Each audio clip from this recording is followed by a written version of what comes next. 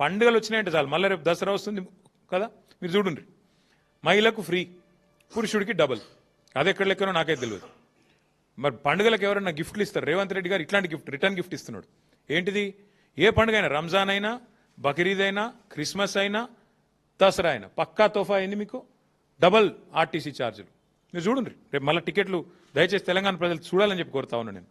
ఒక్క ఎలక్ట్రిక్ బస్సుల వల్ల ఈ ముఖ్యమంత్రి తీసుకున్న నిర్ణయం వల్ల ఉన్న ఆర్టీసీ దాదాపు 20,000 మంది ఉద్యోగాలు పోయే పరిస్థితున్నది. మహాలక్ష్మి కారణంగా నష్టాలు వస్తున్నాయని ఆర్టీసీ సంఘాలు చెప్తుంటే, కార్మికులు చెప్తుంటే, వాళ్ళకి ఇవ్వాల్సిన బకాయిలు ఇస్తలేరు. ఉన్న ఆర్టీసీనే నడిపే ముఖం లేదు నీకు. నెల నెల ఆర్టీసీకి 600 కోట్లు ఇచ్చే ముఖం లేదు. 15,000 కోట్లు తీసుకొని ఎట్లా మోస్తావు నువ్వు మెట్రోని? చెప్పు నాకు.